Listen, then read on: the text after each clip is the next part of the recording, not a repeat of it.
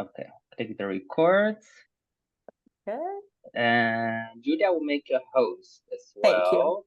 So you can share the screen because you prepared some slides, huh? Fantastic. I did prepare some slides. Oh, that's awesome. It's awesome. Okay. So now you'll be the host. You can share the slides. Oh, So fantastic. maybe a first question. Can you tell a bit, about yourself, like who you are and what you are doing as a travel food photographer? Because I think Sure. everyone is curious about. Yeah, sure. I love to introduce myself. That's awesome. So I'm originally from Italy, but I spent the last 12 years in London, and there is where I'm gonna share my screen. And there is where I started my kind of like my career as a food photographer initially, because I am Italian, I love food and all of that stuff. Then aspetta. So I was working in London with like big advertising clients, restaurant clients, high-end Michelin stars, supermarket brands, all the lot. But then 2020 hit and I made the big mistake of having like one source of income. And then obviously COVID hit. So all my client work dried out, and that like forced me to kind of like reassess my business and reassess where I wanted to go, quite literally, because that's when I moved from a career in commercial food photography to a career in food and travel photography. So now I shoot stuff like this. So literally I get paid to eat and travel the world and take photos of my adventures with like hashtag dream job. And I get to shoot for like amazing clients like National Geographic, like coffee table magazines, like Journey. Wow, And that's like, awesome.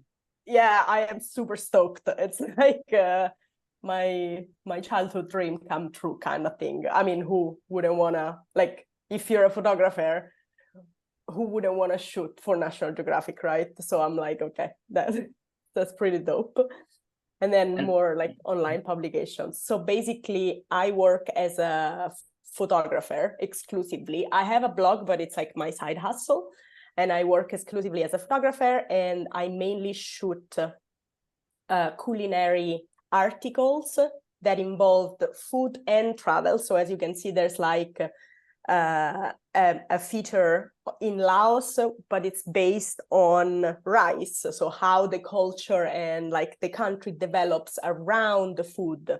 And like, because food is such an integral part of a culture, and I tell the story of how the food integrates with that culture, and I tell the story of the country through the food, basically. And other things as well. But so that's mainly what I am passionate about, and that's mainly what I do. And so, for example, I went to Oaxaca last year to shoot this feature for National Geographic.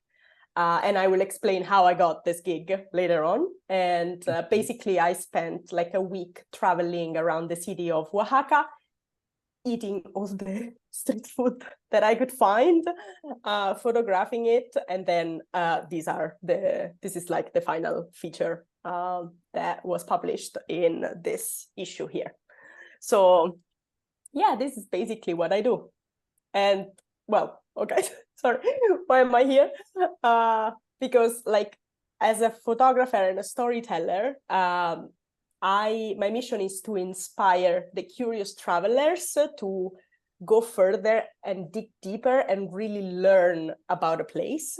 And my mission as an educator, so why am I telling you all of this stuff, is because I want to empower talented creators to shoot high quality work, and so that they can, regardless of whether they're bloggers, writers, content creators, but I want to enable them to have this tool that will help them grow their income and therefore eventually live a life of freedom and a life of happiness doing what they love, which is what I've done. So I want to inspire others to do the same. It's an amazing mission. That's a very strong one, especially the empowerment part. I think that's very important nowadays. Thank you. Aspetta, I'm gonna stop there. Okay, that was like a little bit of story, basically. Yes, it's I think a lot of information. Also, for those that don't know where Oaxaca is, it's actually in Mexico, and it's also very popular for Dia de Muertos. So it's basically like kind of a celebration of the dead. So it's very unique. Also, if you ever want to go there, I really recommend it. As a creator, you can go for 10 days and shoot really amazing footage. So it's a very cool place. It's a very picturesque place. It lends itself really well to content. Let's put it that way. Yes, definitely, definitely. Events and things. So it's beautiful. Makes your job easy. That's true. That's true. And can you tell a bit about how did you get started with let's say your first publication? Did you start with National Geographic, or you started maybe with guest blog posts before, or with something else? Like, how did you get started? So I don't really blog. Blog is it's like my side hustle. So I haven't really like your portfolio basically for photography, or I am mainly a photographer. So I have a website which is just images. It's exclusively a gallery of images. I can show you what it looks like. But basically, and this is super important if you want to land, even if you're a blogger, and I'm talking about this later, but even if you're a blogger, having a portfolio, which is something different to a blog. Like I have a blog, but that's where the articles live and like what my writing, and I show more of my personality. But here, this is just exclusively a gallery of my best work. And this is fundamental to land publication work. So even if you're a blogger, that's absolutely fine. Have a gallery in your blog where you just have images, because that's what your clients will want to see. So definitely. Sorry, I just come out of a really bad cold. Oh, really? No worries, no worries. Take your time. So I'm a little congested and I'm having trouble breathing. So I sound a bit like a bulldog today, but that's okay. No worries. If you need any water, we can wait. No worries. No, I'm good. So basically, I present this portfolio to my clients and I pitch to them, and I will show you exactly how to do it. And then that's how I find work, basically. I propose my services to my target client. Obviously, after a while, once you're more well-known in the industry, they approach you, clients approach you, and then they're like, hey, we have this magazine feature that we want to run in Kyrgyzstan. Can you go shoot it? And so you go to Kyrgyzstan and you shoot what the magazine wants you to shoot, basically. That's awesome. So you were invited as well to go, let's say, on a press trip and to shoot content for them. Yes, oh, that's really awesome. That sounds really like a dream. It is, and that's one of the best ways to kind of like add income streams to your blog or content creation, because once you get invited, like let's say on a press trip, not only do you go there, all expenses paid, but obviously you get access to experiences that you might not normally have access to, which means you can create unique content, which means that content has more value. And if the content has more value, then you can sell it for a higher price. And then what you can do is create from that trip different pieces of content, let's say 3 blog articles, which will drive traffic to your blog. Therefore, you can monetize through ads and affiliates and other ways that you monetize a blog. And then you can create maybe like a couple of magazine articles that you can sell to magazines. And then maybe you can create like a library of 10 images that you can sell to the tourism board of that country. So from that one press trip, you can monetize it in multiple ways. And therefore, if let's say you can't manage to land you can't manage to sell this one story to one publication, that's okay, because you have 5 other income streams from that one trip. So it's still worth your while. Plus you had an amazing time because you went traveling for free. So it's like that's amazing. So it's basically like you go for one project and you can make so many side projects of it as well. And Yeah, I think it's also very important for travel bloggers as well, for like writing, but also for videographers. I mean, you shoot the content and you have it already. You can use it for so many platforms. You can use it like for your YouTube channel. You can write a travel blog, right? You can sell some Yeah, articles, maybe even have an interview with someone, right? So that's really cool. absolutely. That I think that's a very good way of thinking, you know, because you can really monetize it well. Because you go on one trip and then you come back with so many side hustles, basically. Yes, and it's super important to have multiple income streams because like I mentioned this in my story, but I created, okay, I'm a good photographer, but forgive my graphic skills. This is No worries, no worries. so horrible. But like in 2020, I was doing photo shoots only, and that was my only income stream. Now this is Mhm, meant to be a little temple, like a little house with pillars, right? mhm. If you take away this one source of income, the roof collapses. That's While true. If you can't land one job, it can be risky. But now I see you have a lot. exactly, but then now what you can do, and also if you only have one income stream, and as a photographer or content creator or blogger, you trade your time for money, there's only a certain amount of money that you can Mhm. make because your time is limited. Yeah, While if you then diversify your income stream, then even if one of these pillars goes missing for whatever reason, then the roof doesn't collapse and your income is still there. And there's sorry, so many ways to make money with content creation, blogging, videography. All of it just adds an extra pillar. The more skills mhm. you have in the content creator niche, the more pillars you can add, the more money you can make, the more stable you can be, and the more free eventually you can be.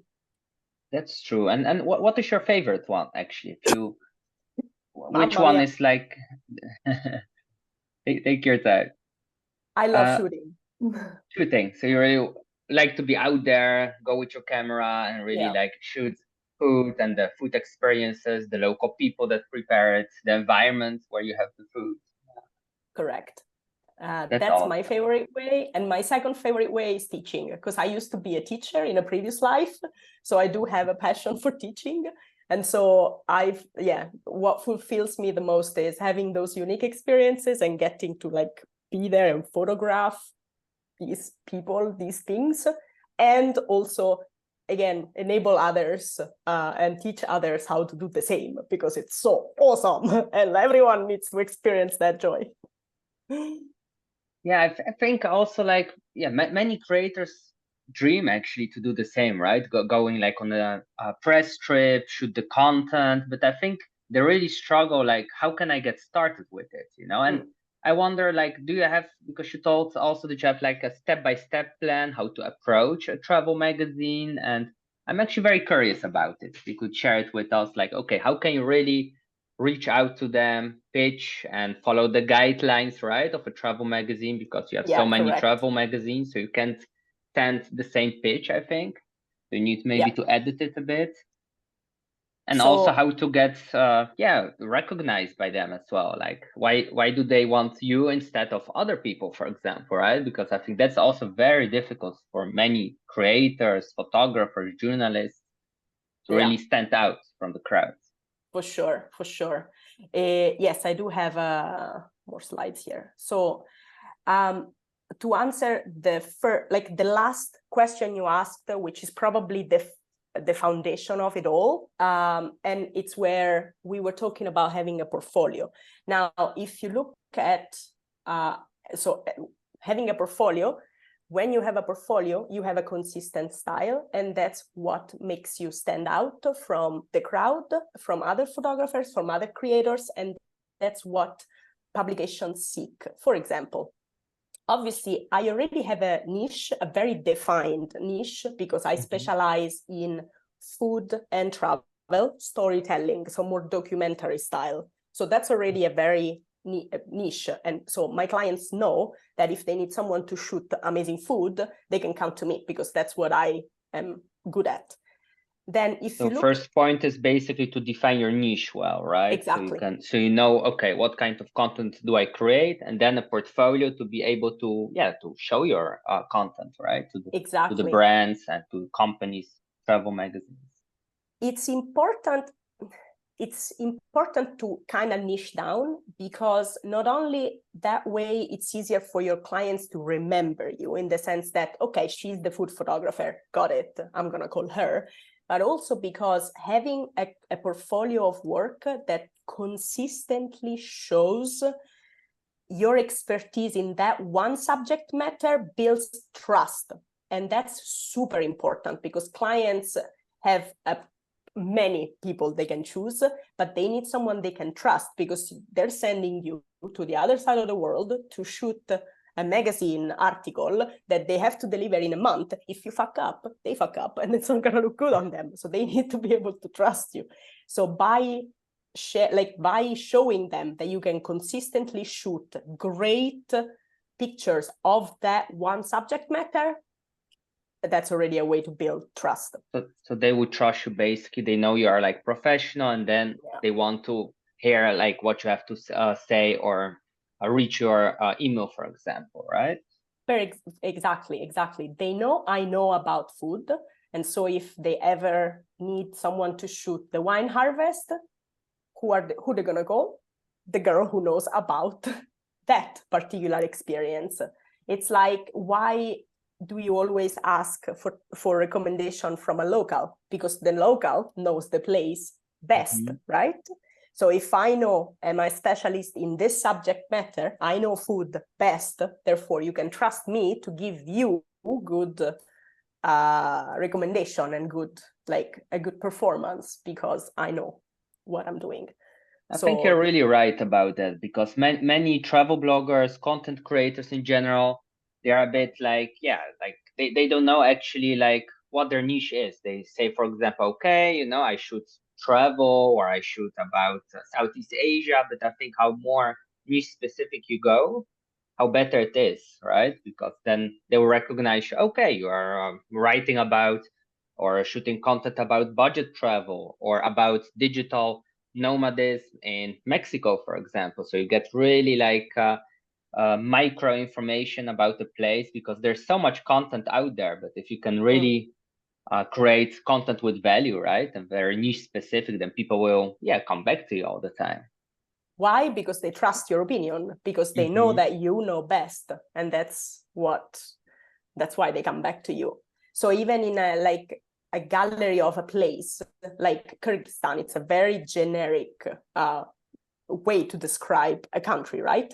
But if you look at my gallery of Kyrgyzstan, you immediately see that my specialty is food, portraits, people, culture, like those unique experiences, because you can see that I visited the yurtas, I didn't stay at the Hilton. You can see that I went and saw the traditional eagle hunting demonstration thing. I tasted the local food, I visited the local bakeries, and so it's like, delicious. what? Yeah, it was so good. What this tells you about the photographer is that there's someone who's willing to get their hands dirty, and who's someone who will go the extra mile to get, go to the ass of the mountain to get pictures like this one. And, they will interact with their subjects to get good portraits. And so having a strong portfolio tells your clients a lot about you. And that's what makes you unique, and that's what makes you stand out from your competition, and that's why they hire you in the end. So basically your portfolio is like your visit card, right? So they know like, okay, this is my visit card of my business, what I do, who I am. And I wonder, so you have the portfolio, right? But how do you really approach like a travel magazine, like National Geographic, for example? Because I think they get a lot of emails. They do. I'm actually very, very curious. Like, how did you approach them? Like first time, and how did they reply to you? So it was a miracle. No, in the sense that, so this was the first photo that I shot for National Geographic. Oh, this one. Oh. Yes. So this was in a restaurant in London. why did I shoot this for them? Why did they approach me to shoot this? Because I was a photographer specializing in shooting high-end restaurants, Michelin-starred restaurants. So basically the story, the way I made it happen goes like this. I went to Japan. I shot a bunch of images just on my own because I love shooting, and I was like, okay, I want to get my hand at travel photography. And so I shot a bunch of images from Japan, and I created a specific gallery on my portfolio. And then I literally just sent a cold email to the art, she's the art director, to the art director of National Geographic Traveler in the UK. Simple email, introduction email saying, hey, my name is Giulia, big fan of your work. This is what I do. I am a London-based food photographer and travel photographer shooting for X, Y, and Z clients. And I just went to Japan and I wanted to show you a gallery of images that I captured there. If you ever feel like there could be a possibility to work together, let me know. Like Okay. simple. That's email very like that. interesting, but actually a very powerful email, because first, basically, you give her like a compliment, so you also like appreciate like what she does, so she feels also like happy about, oh, I have someone that really appreciates my work, right? So you have like a good welcome, and also you show the like you say who you are, right? What you did, what you have to offer, and also that you had clients before, so that means you are like not new in the area. And also I think a lot of travel bloggers, content creators, even if they are new into it, they can also like share maybe a guest blog post or like a small or other pictures, right? Like some beginners work as well, but I think it's already also like a step to go through the door as well. So absolutely, that's actually, I think, a good way, right? And actually, it's not even necessary to have client work already under your belt, because when you pitch this way that I'm about to share, like with the step-by-step, you don't really need to be an established photographer. You don't really need to be an established blogger with clients and stuff. As long as you have good content and a good story that fits that publication, they will consider your pitch, regardless of whether you've worked before, which is great news, because it means this is accessible to even first-timers. Like as long as you have good content. So if you have a good portfolio, doesn't matter if you've never shot a client in your life, you can approach them, and if you're successful, you get published, and that's how you get your first client, and that's how you get all of your future clients, basically. So you don't really need to have clients. It's great. I think in the beginning, like when I look a bit, for example, at my travel blogs, when I started to approach travel magazines, usually I think we have the tendency as travel bloggers to really focus on our work, but I think it's more important to focus like, okay, like what's the value for National Geographic? Like what's their style, right? What's their audience, their storytelling methods? What kind of stories do they want to tell, and which stories were before? So you basically say you need really to understand the magazine, right? To do the research and to know everything about it. You need to do your due diligence. They will not consider pitches that don't fit with their target audience, the articles that they write. So what you said is absolutely correct. Before you approach a magazine, you need to know the magazine. You need to know the kind of stories that they write, get familiar with the magazine, subscribe to the newsletter, and read the articles that they publish, stalk them on social media, all of that. Plus, you need to know their pitch or their submission guidelines. So Google, name of the publication, National Geographic, pitch guidelines, submission guidelines, how to pitch, how to submit a story, something like that. Because most magazines will have a dedicated page where they literally tell you exactly how you need to write the pitch email to approach them. So you don't have to reinvent the wheel. They will tell you, we want this subject line, otherwise we will not consider your pitch. Please only follow up after 2 weeks. They tell you exactly what they want in the email, so you don't have to guess just look for that information. It's out there. That makes it so much easier. So I think it's good advice what you say, because first time when I was pitching was just writing a random email, and then you figure out, sometimes they had already an article and maybe you created good content, but they had it already. So that can be a shame sometimes. Exactly. But that's how basically you establish a relationship with them. So in the sense that if you start sending good pitches from the very beginning, even though that specific pitch might not be accepted because maybe you didn't know, but they wrote, or let's say you pitch a story about the Dia of the Muerto, Dia de los Muertos in September, they already have an article coming up in October. There's no way you can know that. But if you write a good pitch email, they will remember that in a way, and they will be like, sorry, this, it doesn't work with the timing, but please pitch more. And that gives you that you're doing a good job. And then the more it's like a numbers game as well. You have to consistently come up with story angles. And the more you pitch, the more likely you are to land a publication, a publication. They're published. Yeah, I see. We have still 10 minutes left, so I want also to leave some room for questions. But last question is maybe, how can you really reach the right decision maker? Because some companies, travel magazines like National Geographic, they have a big editorial team, right? They have many employees. That means you don't know where your pitch will land. So how do you really find the right decision maker, through Facebook, or you look through the names of people, or maybe LinkedIn? Or it's actually easier than that, in the sense that generally they will tell you who to pitch in the submission guidelines. They will tell you, send your pitches to this email address. And if they have multiple people looking over pitches, then sometimes they tell you, for example, if you want to pitch a roundup article, pitch it here. If you want to pitch a feature article, here's the email. If you want to pitch this, there, da, da, da, da, da. And generally from experience, even if you can't really find this information, obviously never pitch to info at company name, because that's the trash can. We all know that.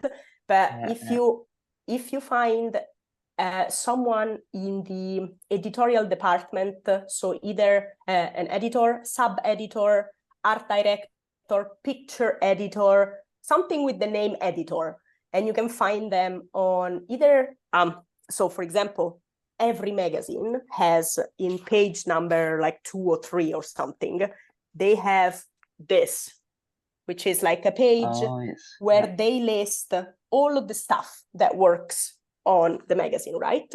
And they have names, so editorial director Maria Pieri. She could be a good person to reach out to, definitely. So let's say it's easier to reach out to them because okay, they will not get that many emails, let's say info National Geographic, right? And also maybe some main people that are in charge, they have also a lot of emails. But if you reach out to that person, then you are basically breaking through all the barriers, and maybe if it clicks, you can land a collaboration, or the person can introduce you, right, to the team, for example. That's the thing. If they get a pitch that they like, almost regardless of who you pitch to, they will redirect the pitch to the right person in their team. So if you find the name, then you go on LinkedIn, find their contact, become the stalker, stalk them on social media, find their email address. And then again, if you have a good portfolio, you write a good pitch, and your story is good, then they will notice and they will put you in touch with the right person. Hey, thank you for submitting this. I am passing it on to the editor-in-chief because he's the one who looks over your pitches. Great. And then that's how you have that email address. And the next time you pitch directly to John, which is to the person. So you have basically the private contact, and it goes so much easier. Exactly. And do you have still maybe some other tips as well, especially for beginners when they start out? What is the most important in the beginning? Do you think it's more important to create a lot of content, the portfolio first, or do you say you should directly try to reach out to magazines? What do you think?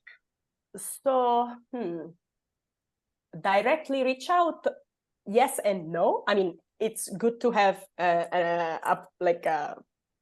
attitude like that, like don't take rejection personally and stuff, but you do need to have a body of work. Otherwise, you can offer to them, you can't really offer anything. So I personally would say, if you're starting out in terms of creating or shooting high quality photography, because that's what they're looking for. They're looking for high quality storytelling photography. Then that's what you should focus on, and shoot as much as you can. That's one of the best ways to learn, is either go out and shoot, look at photographers that you admire and talk to them, ask them questions, get a coach. Like, it depends on how serious you are about this. If you want to do it in 5 years, then great. Just go out, shoot, start creating your portfolio, and then learn by trial and error. If you want to get it done in 2 months, then get a coach and do it systematically, I would say, because they can teach you a lot of stuff that you can't really imagine. So shoot and create a portfolio at the same time. And as you create your portfolio, your work improves, and then you update your portfolio. And then as you update the portfolio, you improve your work, update your portfolio. Update your portfolio always with the most updated and highest quality work that you have at the time. And then go and pitch. Thank you. That's very valuable advice, especially what you say, like it takes some time, right? To become better and better, to gain the experience, and to make the portfolio, to improve the portfolio, because I can imagine the beginning, I mean, you can't shoot like very high quality pictures in the beginning. You need to learn it first, to edit it, right? Same with the writing and with videos as well. Yeah. And also about the coach part, I think that's very interesting, because like if you find like a mentor, like someone that did it before, right, you can learn so much from the person. So you can avoid all the mistakes that the person made before. You can jump so much ahead, you know. So Yeah. I think that's very valuable. Also, like for example, business coaches, personal trainers, that's the same with that. That's how I did it. Like, I was working with a business coach when I sent that first email to National Geographic, because, oh, really? And that's how I got some of my biggest clients, because I was working with her. And then I started working with another mentor later on, and he's the one who took me to Kyrgyzstan, and he's the one who I went to advice for when I was published with the Oaxaca, Mexico story. So having a teacher is like invaluable. It's gonna pay the investment like 1 million times over, and it's gonna bring so much more joy, because you don't just bash your head not alone as well. You're not alone, exactly. I have the discipline as well, so you know, like, okay, I need to Accountability. finish it. I have the deadline. The coach is waiting. For sure. That's very valuable. And yeah, I see we have like 3 minutes left. So Questions. later I can hop into the meeting again if you want to ask more questions.